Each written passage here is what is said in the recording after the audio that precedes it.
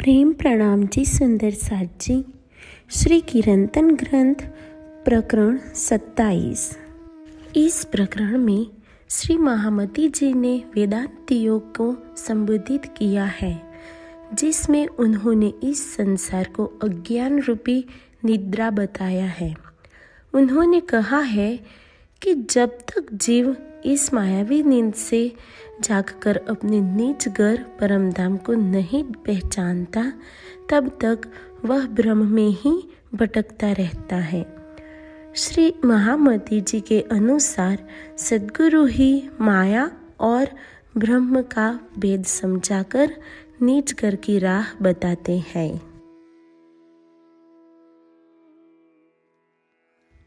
कीर्तन वेदांत के राग श्री जेतसी। वेदांत के इन कीर्तनों में माया एवं ब्रह्म के धाम स्वरूप तथा लीला पर प्रकाश डाला गया है। वेदांत के अधिकतर कीर्तन सूरत तथा हरिद्वार में उतरे हैं। कहो कहो जी ठौर नहीं चल वतन ब्रह्म को, तुम तीन शरीर तज भय ब्रह्म, पायो है पूर्ण ज्ञान। जो लो संशय ना मिटे, साधो तोलो होत हैरान। श्री महामती जी वेदांत के विद्वानों से पूछते हैं कि हे ज्ञानी जनों, आप यह बताने का कष्ट करें कि उस ब्रह्म का अखंड धाम कहाँ है। आपने वेदांत के सूत्रों को पढ़कर सारे ज्ञान का स्वामी होने का दावा कर लिया है। आपने यह मान्यता गढ़ ली है कि जब हम स्थूल सूक्ष्म कारण शरीर प्रकृति का परित्याग कर महाकारण की अवस्था में आते हैं, तो जीव भाव को छोड़कर साक्षात ब्रह्म स्वरूप हो जाते हैं। जब तक आपके मन के संशय नहीं मिटेंगे, तब तक आपको शांति कदापि नहीं मिलेगी।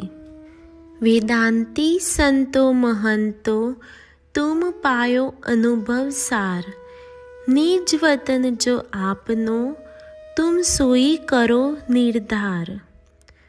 वेदांत के चिंतन में लगे हुए संतो महंतो, तुमने तो सर्वोच्च ज्ञान के सार का ही अनुभव कर लिया है, लेकिन अब तुम दृढ़ता पूर्वक यह निश्चित करो कि तुम्हारा निजगर कहाँ है। द्रष्टव्य। वेदांत का अर्थ होता है वेद का निर्णय। महर्षि व्यास आदि मनीषियों ने ब्रह्म के विषय को जितना समझा है, वह ज्ञान वेदांत कहलाता है। किंतु यह नहीं समझना चाहिए कि वेदांत में जो लिखा है वह अंतिम सत्य है। अंतिम सत्य तो वेद और श्रीमुख वाणी है। पहले पेड़ देखो माया को, झाको न पाइए पार। जगत जनेता जोगनी, सो कहावत बाल कुमार। जिस उपादान कारण माया से यह जगत उत्पन्न होता है, उसका पार कोई नहीं पाता। संसार को उत्पन्न करने वाली यह माया बालिका, कुमारी या योगिनी ही कहलाती है। भावार्थ। उपादान कारण उसे कहते हैं जिससे कोई वस्तु बनाई जाए। मिट्टी से घड़ा बनाने में मिट्टी उपादान कारण तथा बनाने वाला कुंभकार निमित्त कारण है।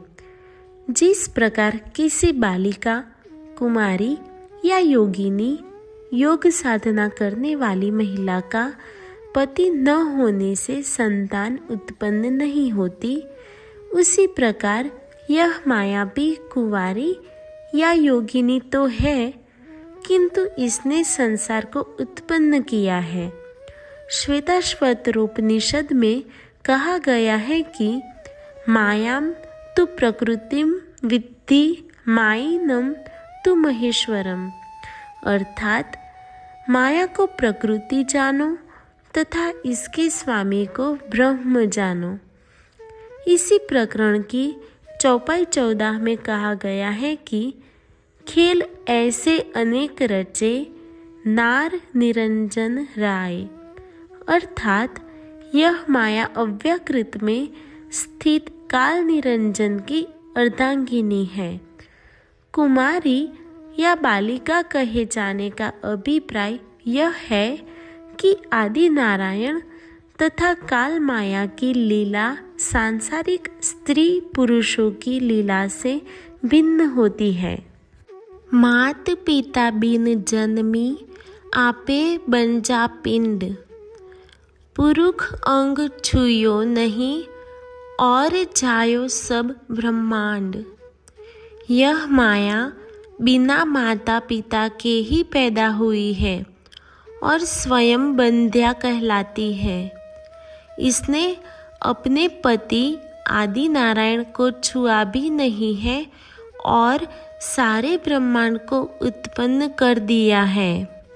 भावार्थ: यदि शक्तिमान ब्रह्म अनादि है तो उसकी शक्ति चैतन्य माया भी अनादि मानी जाएगी। योग माया ब्रह्म की तरह ही चेतन, अनादि और अखंड है, इसलिए इसे काल माया को बिना माता पिता के ही उत्पन्न हुआ कहा गया है।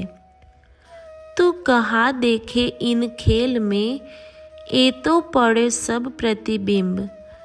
आदि नारायण के संकल्प मात्र से ही मोह तत्व में विक्षोभ, कंपन प्रारंभ होता है, जिससे स्थूलता होनी प्रारंभ हो जाती है, अर्थात महतत्व, तत्पश्चात अहंकार की उत्पत्ति होती है। इसके पश्चात सृष्टि रचना प्रारंभ हो जाती है। इसे ही कहते हैं बिना पुरुष ब्रह्म को छुए ही सृष्टि रचना करना। आद अंत या को नहीं, नहीं रूप रंग रेख, अंग न इंद्री तेज न ज्योत, ऐसी आप अलेख। इस माया का न तो आदि है और न अंत है। इसका कोई रूप, रंग या चिन्ह भी नहीं है और न अंतःकरण है और न इंद्रियां है। इसमें तेज या ज्योति भी नहीं है।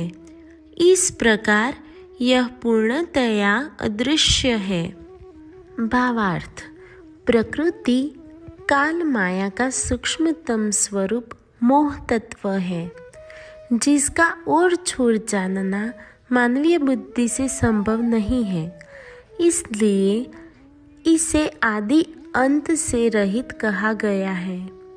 इसकी सूक्ष्मता का आंकलन इसी से लगाया जा सकता है कि काले आदि किसी भी रंग से इसे व्यक्त नहीं किया जा सकता।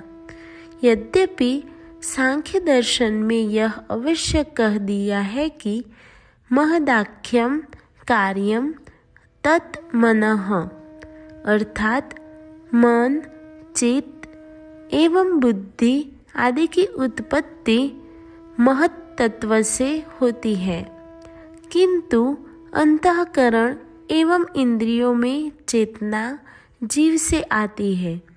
जड़ प्रकृति में स्वतः चेतना होने से उसे अंतःकरण तथा इंद्रियों से रहित कहा गया है। जल जिमि न तेज वाये, न सोहम शब्द आकाश, तब ए आद अनाद की, जब नहीं चेतन प्रकाश। जब पांचों तत्व आकाश, वायु, अग्नि, जल तथा पृथ्वी की उत्पत्ति नहीं थी और न सोहम शब्द अस्तित्व में था, उस समय मोह सागर में आदि नारायण का प्रकटन भी नहीं हो पाया था। तब भी अनादि योग माया से प्रकट हुई यह काल माया थी। भावार्थ: अक्षर ब्रह्म के अनादि होने से उनके चारों अंतःकरण सत्स्वरूप, केवल, सबलिक और अव्याकृत भी अनादि होंगे।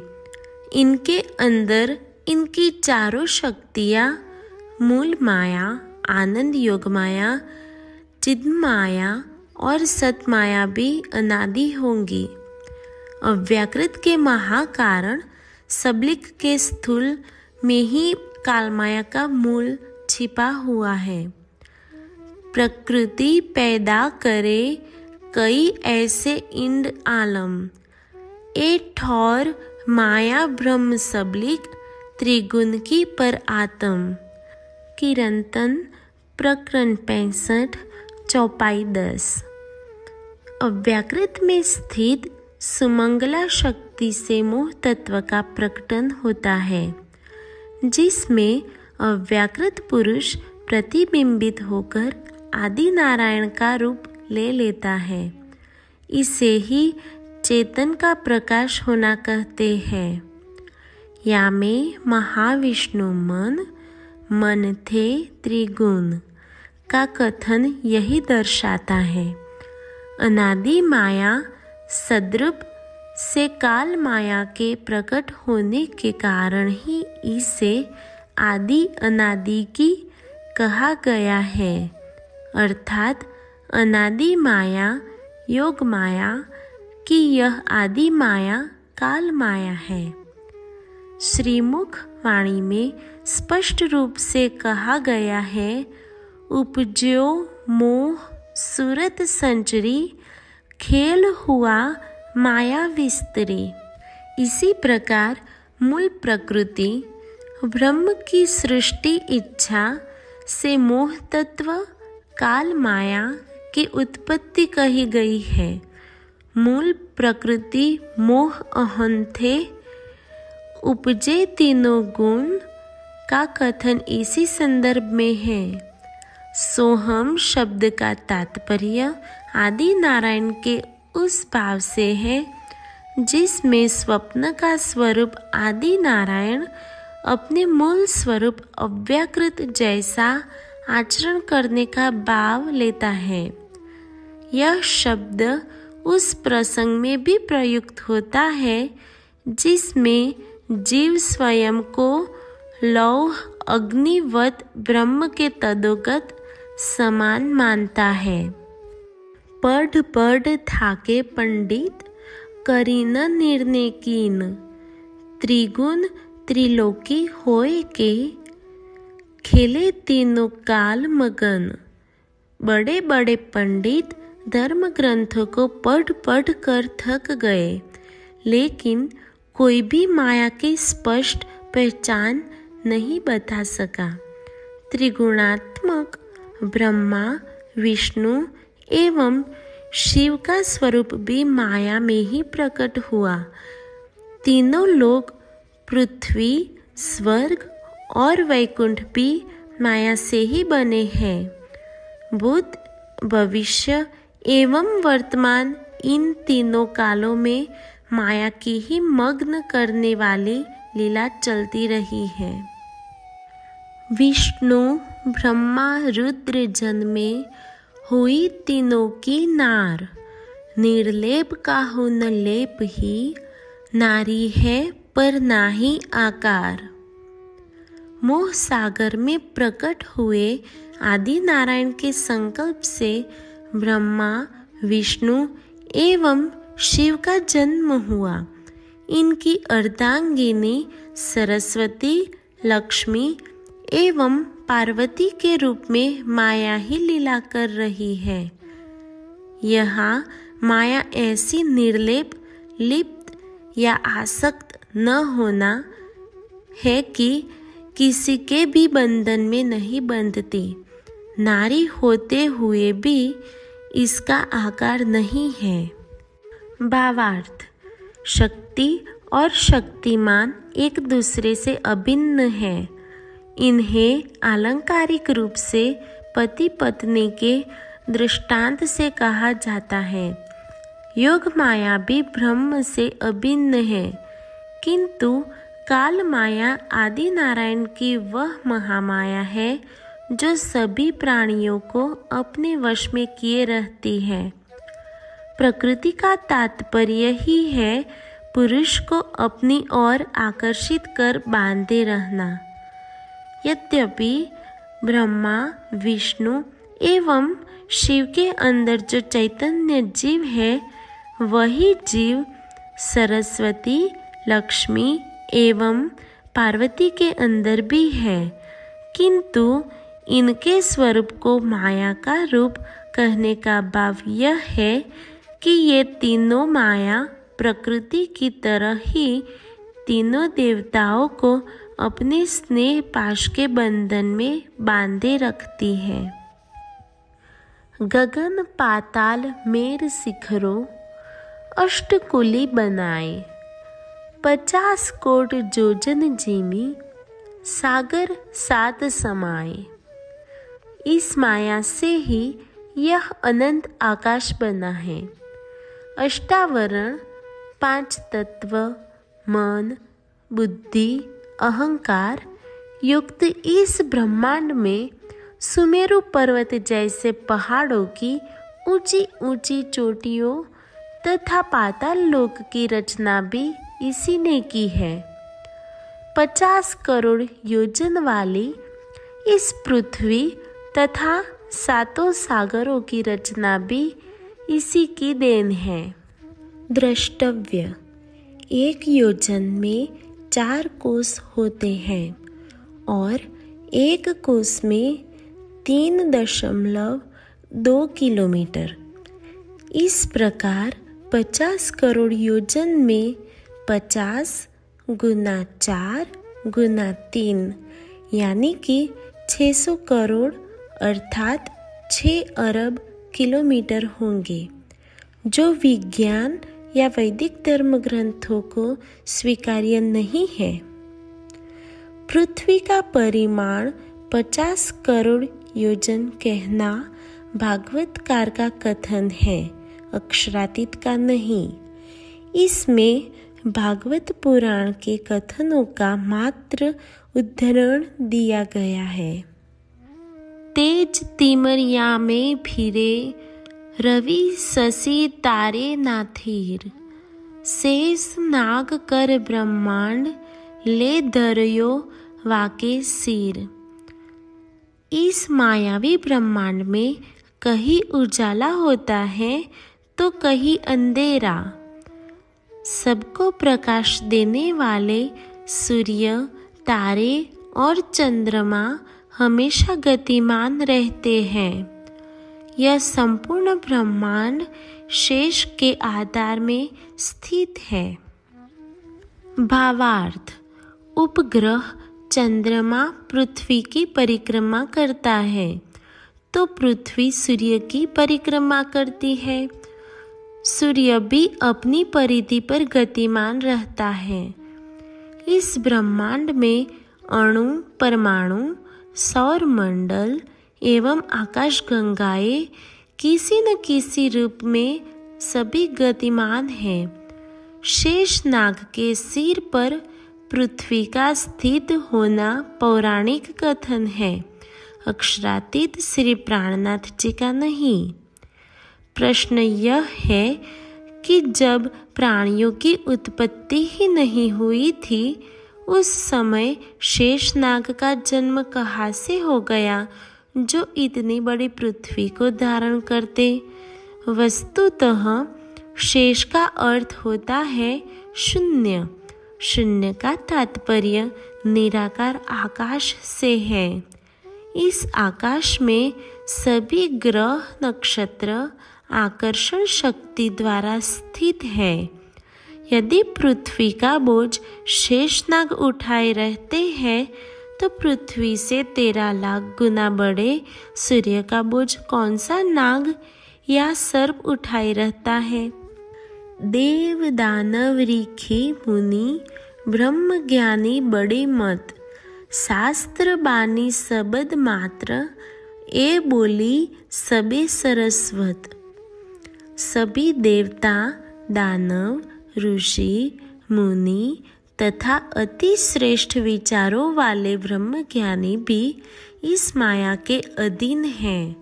धर्मशास्त्रों एवं संतों की वाणियाँ भी इसी माया की बुद्धि से उत्पन्न हुई है। बरन चारों विद्या 14 ए पढ़ाए बलि पर। कर आवरण मोह निंद को खिलावे नारी नर। इस मायावी जगत में चारों वर्णों ब्राह्मण, क्षत्रिय, वैश्य तथा शूद्र के लोग 14 विद्याओं, 4 वेद, अर्थवेद, धनुर्वेद, गांधर्व वेद, आयुर्वेद, कल्प, निरुक्त, ज्योतिष, धर्मशास्त्र, भूत विद्या तथा ब्रह्म विद्या का बहुत अच्छी तरह से अध्ययन तो करते हैं, लेकिन माया ने सबको अज्ञान रूपी नींद के आवरण में इस तरह से फंसा कर रखा है कि कोई भी स्त्री पुरुष इसके बंधन से निकल नहीं सकता है। भावार्थ: यद्यपि सभी विद्याओं के मूल चारों वेद हैं, किंतु गणना रूप में उनको यहाँ लिखा गया है। अर्थवेद अथर्व वेद का उपवेद है, जिसे शिल्प शास्त्र कहते हैं। धनुर्वेद यजुर्वेद का उपवेद है, जिसे क्षत्र विद्या कहते हैं। गांधर्व वेद, जो सामवेद का उपवेद है, में गायन विद्या का समावेश है। आयुर्वेद ऋग्वेद का उपवेद है, जिसमें चिकित्सा शास्त्र है। ब्राह्मण शतपथ आदि ग्रंथों को कल्प या इतिहास पुराण कहते हैं। निरुक्त को देव विद्या, ज्योतिष को नक्षत्र विद्या, प्राणी शास्त्र को भूत विद्या तथा ब्रह्म संबंधी ग्रंथों को ब्रह्म विद्या कहते हैं। 184 जीव जंत ए बांधे सबे निर्वाण। थीर चर आद अनाद लो ए बरिसो चारों खान। इस माया ने 84 लाख योनियों के सभी प्राणियों को अपने बंधन में बांध रखा है। ये सभी प्राणी 2 प्रकार के हैं, एक चलने वाले और दूसरे स्थिर रहने वाले, जैसे पेड़ पौधे। प्राणियों की उत्पत्ति 4 प्रकार से होती है, एक अंडज, पक्षी, छिपकली, सर्प इत्यादि। 2 पिंडज, मनुष्य, बंदर, गाय भैंस इत्यादि। 3 उद्बीज, ये पृथ्वी से अंकुरित होते हैं। सभी वनस्पतियाँ इसी के अंतर्गत हैं। 4 स्वेदज, ये पसीने या गंदगी द्वारा उत्पन्न होते हैं, जैसे जू, खटमल, मच्छर इत्यादि। अनादि योग माया से प्रकट होने वाली यह काल माया सभी प्राणियों के अंदर लीला कर रही है। 5 तत्व 14 लोक पाऊ पल में उपजाए। खेल ऐसे अनेक रचे नार निरंजन राय। 14 लोकों का यह संपूर्ण ब्रह्मांड 5 तत्वों का बना हुआ है। काल निरंजन की अर्धांगिनी यह माया एक पल के 1/4 हिस्से में ही इस ब्रह्मांड जैसे अनेक ब्रह्मांडों की रचना कर देती है। ए काली किन पाई नहीं, सब छाया में रहे उड़ जाए। उपजे मोह अहंकार थे, सो मोहे में भरमाए। जीव के हृदय में काली रात की तरह अज्ञानता का अंधकार करने वाली इस माया की पहचान कोई भी नहीं कर सका। सभी लोग इसकी छाया अष्टावरण वाले इस ब्रह्मांड, स्वर्ग, वैकुंठ तथा महतत्व में ही फंसे रह गए। मोह और अहंकार से प्रकट होने वाले जीव भला उससे पार कैसे हो सकते हैं? वे उसी में उलझ कर रह गए। भावार्थ: माया को काली रात कहने का आशय यह है कि जिस प्रकार रात्रि में कोई वस्तु स्पष्ट रूप से दिखाई नहीं पड़ती, उसी प्रकार हृदय में माया की तृष्णा रहने पर परम सत्य का साक्षात्कार संभव नहीं है। अष्टावरण युक्त 14 लोक के ब्रह्मांड को छाया इसलिए कहा गया है कि जिस प्रकार किसी व्यक्ति की छाया मात्र उसका आभास देती है, उसका वास्तविक रूप नहीं होती, उसी प्रकार यह ब्रह्मांड भी मोह तत्व से उत्पन्न एक छाया की तरह है। प्रतिबिंब और छाया में अंतर होता है। प्रतिबिंब तो बिंब जैसा हुबहू प्रतीत होता है, किंतु छाया नहीं। समान लंबाई के 2 व्यक्तियों की छाया तो समान प्रतीत होती है, किंतु प्रतिबिंब में भेद होता है।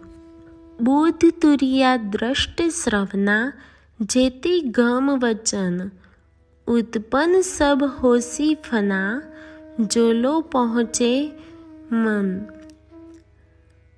बुद्धि से जिसकी विवेचना होती है, चित्त से जिसका चिंतन होता है, आँखों से जो कुछ भी दिखाई देता है, कानों से जो कुछ भी सुना जाता है, मन तथा वाणी की जहाँ तक पहुँच है, वहाँ तक सब कुछ उत्पन्न होने वाला एवं विनाश को प्राप्त होने वाला है। ऊपर तले माहे बाहिर, 10 दिशा सब एह, सो शब्द काहू न पाइए, कह्या ठौर अखंड घर जे। ऊपर नीचे अंदर बाहर 10 दिशाओं में माया का नश्वर जगत है। उस अखंड घर परमधाम का ज्ञान देने वाले शब्द तो किसी के पास सुनाई ही नहीं पड़ती। तो कह्यो न जाए मन वचन, ना कछु पहुँचे चित, बुद्धे सुनी न निशानी श्रवनो, तो क्यों कर जाइए तीत। जिस परमधाम के विषय में मन और वाणी से कुछ कहा नहीं जाता और न चित्त की वहाँ पहुँच है, बुद्धि भी उसके विषय में कोई विवेचना नहीं कर पाती, कानों से उसके संबंध में संकेत रूप में भी सुना नहीं जा सकता, तो भला वहाँ जाना कैसे संभव है। वेदांती माया को यो कहे, काल तीनों जरा भी नाहे, चेतन व्यापी जो देखिए, सो भी उड़ावे 3 माहे। शंकराचार्य मत का अनुसरण करने वाले वेदांत के विद्वानों का कहना है कि भूतकाल में कभी भी माया थी ही नहीं, वर्तमान में भी नहीं है तथा भविष्य में भी नहीं होगी। एक ब्रह्म के सिवाय किसी अन्य का अस्तित्व वे मानते ही नहीं। चैतन्य जीव जिसकी चेतना संपूर्ण शरीर में व्यापक होती है, उसके भी अस्तित्व को वे नकार देते हैं। ना कछु एक कहे, ओ सत चिद आनंद, असत सत को ना मिले, एक क्यों कर होए संबंध।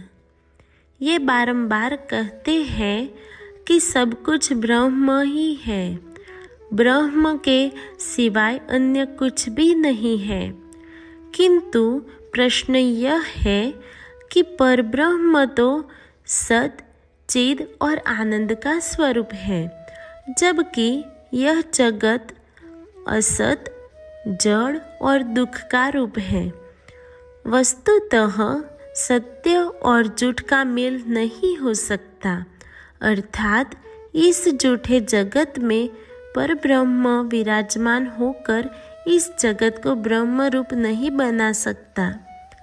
इस प्रकार इस मिथ्या जगत के कण कण में ब्रह्म का स्वरूप मानना एक बहुत बड़ी भ्रांति है।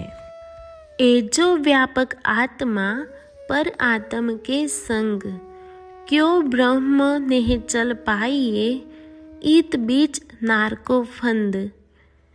वेदांत के ग्रंथों में जिसे व्यापक आत्मा कहकर वर्णित किया गया है, वस्तुतः वह परम धाम के लिए प्रयुक्त होता है।